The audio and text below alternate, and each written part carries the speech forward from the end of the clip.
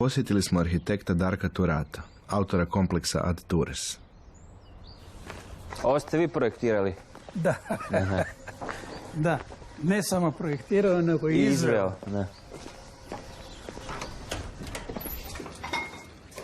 S arhitektom Turatom razgovarali smo o njegovom domu u Omišlju na otoku Krku. Pokazuje nam mapu sa svojim radovima i prisjeća se ideja koja stoje iza projekata izgradnje na obali. Ja mislim da je bio jedan ispravniji odnos prema prostoru i prema, ja sam ga bar tako doživljavao, nego što je nastala danas ova betonizacija, taj primitivizam koji je prisutan u arhitekturi. Pa da, ipak su urbanističke koncepcije bile jasne, koncentrirana turistička izgradnja, zna se na koje mjesto može, na koje mjesto ne može. Planski se razvijala stvar. Jeste. Ovo što je danas, to je kaos. To je kaos koji nema kontrole, jer nema kriterija. Jedna ideja, jedne kuće, jednog stana, ona se negde nacrtima fiksira ili ne fiksira. Ona se iza toga mora izvesti, znači otpori su. Sad treba naći novac, pa treba naći izvođača, pa treba naći izvođača za nekakav interijer ili opremu ili šta je. I treba unutra živjeti. I treba se to vratiti natrag ili u godine iskorištavanje ili kroz materijalnu vrijednost koja se mora vratiti. A mi preskačemo i gledamo uvijek u jednom segmentu. Genijalci, političari imaju ideju. I to glupe ideje uglavnom. Znate. Ali to treba iza toga popratiti sa svim novim. Objekat kada počne živjeti, njega treba i održavati. Prema tome, ne možete ga pustiti da će iza toga, ako ne se, za 5, 6, 10 godina uništi. Ako u njega ne ulažete. Rušiti je vrlo jednostavno. Graditi je puno teže. Otpor je građenja. A rušenje je vrlo jednostavno. Rušenje ili prepuštanje nebrizi i zaboravu? Da, to je to. Da. Što je isto oblik rušenja? To je oblik rušenja, neodgovornost. Treba razvijati misao, treba razvijati i čovjeka, a na tome se ništa ne radi. Nego mu se sugerira, odnosno nekakve recepture koje su na najnižem nivou. Zato se stvorila zbrka današnjeg vremena. Ovakav fantastični objekt na ovako sjajnoj lokaciji prepušta praktički pravo. Odgovoran je isključivo vlasnik objekta, odnosno Hrvatska država, odnosno tadašnji fond za privatizaciju, sadašnja državna agencija za upravljanje državnom imovinom. Pazite, u nas se dešava da mi svake godine formiramo 2 ili 3 agencije koje se brinu pod navodnicima o čuvanju državne imovine, a da oni, ja sam uvjeren da oni ko upravlja s ovim, a to je DUDI, da nikad neko od njih nije bio ovdje i vidio šta se s ovim objektom dešava. Mogli bismo reći da se oni uopće ne brinu, da rade upravo suprotno, da je riječ o totalnoj nebrizi. Ne, oni što god duže objekti stoje, oni će duže primati plaću jer njihov smisao će prestati, jer ako se ovo sve proda, šta će oni raditi? Razumite? I to je to. Imaju interesu što duže produže taj period. Tako je, pa taman oni kroz svoju plaću pojeli ovaj objekat, što će biti u konačnici, jer je devastiran, uništen i... Pazite, ja ovdje ne govorim ni jednoj vlasti, ni jednoj vladi, ni jednoj stranci, o nikome, jer ovo je kontinuitet od 2001. godine je sustavna nebriga o državnoj imovini. U ratu je se više briglo nego sada. Pa nije ovo, pazite, ovo željezo iščupano, ovo pokradeno. Pa nije se to desilo tiho i... Pa za ovo razbiti, ovdje se trebalo doći štemalice, ovdje se trebalo tući, lupati i tako dalje, tako? Mislim, ovo se ništa nije moglo, ovo nije na vide, pa vidjet ćemo i odnićemo to će. Ovo se razbivalo.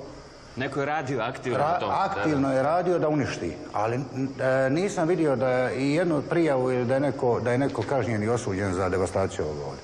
Mislim, ja mislim da to dovoljno govori. U društvenom vlasništvu imamo velik broj vrijedne arhitekture koju prepuštamo propadanju i zapravo kao da ne znamo što bismo s njom. Državna ustanova DUDI upravlja Krvavicom, ali i velikim brojem sličnih objekata. Koji su razlozi za nebrigu, pokušali smo otkriti kod zamjenika predstojnika Državnog ureda za upravljanje državnom imovinom, Alena Čička. vlasnik treba zaštititi, a mi još uvijek ne znamo točno ko je vlasnik. Jer mi formalno kao država pretendiramo da budemo vlasnici, ali dok to ne bude u zemljišnim knjigama, dok ne riješimo sve sudske postupke koje se vežu uz to, mi ne možemo sa 100% odgovornošću reći da smo mi vlasnici. Mi ne možemo jedan najobičniji dokument napraviti o davanju na korištenje objekta bez da možemo 100% reći to je naše, mi odgovaramo pravno za sve posljedice i vi odgovarate nama za to. Jer tako vam je stanje.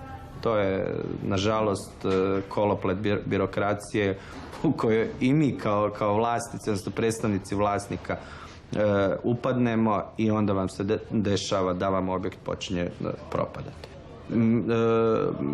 Mi kao ured imamo 100-tinjak zaposlenih, znači mislim da o nekretninama unutar ureda vodi računa nekog 40-ak ljudi za cijelu državu.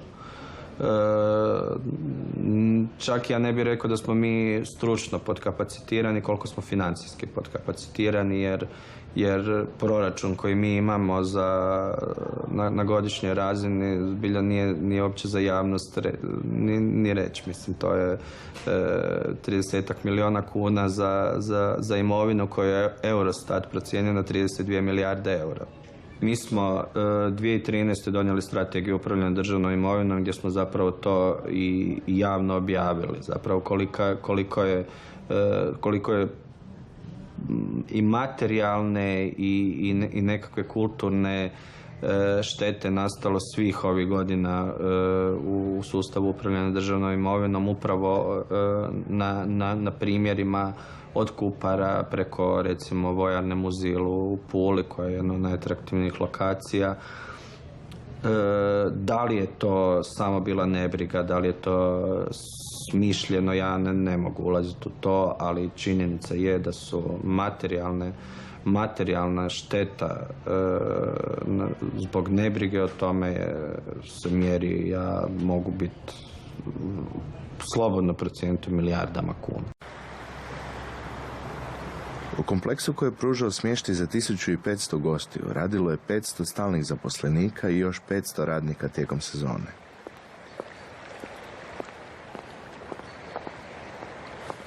Vesna Štropini danas je zaposlena u Haludovu. Jedna je od 24 preostala radnika. Iako smo bili sindikalno jako dobro organizirani, iako smo bili u svim institucijama Hrvatske države, iako smo ukazali na sve probleme i učinili sve što se može, institucije Hrvatske države nisu učinile ono što su trebale i zato evo danas sjedimo ovdje u razrušenom Haludovu, napuštenom i bez saznanja kakva će biti njegova budućnost.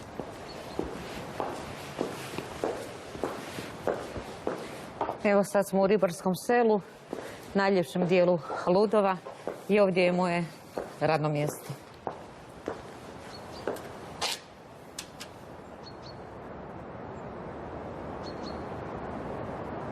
Ovo je moje radno mjesto, recepcija, nažalost zatvorena. Pitanje hoće li se ikad otvoriti.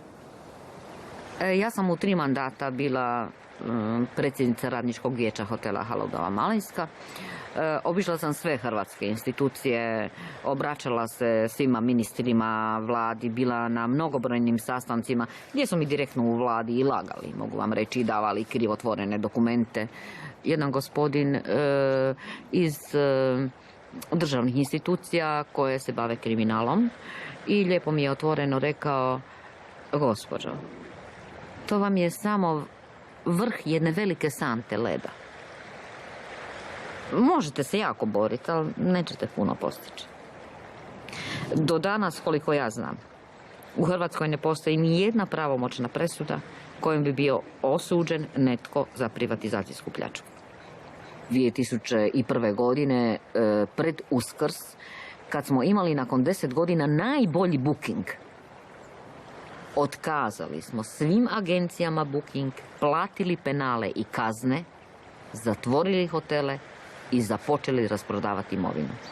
Vlasnik, gospodin Abramjan, prvo je prodavao televizije, drugo je prodao kuhinjski namještaj.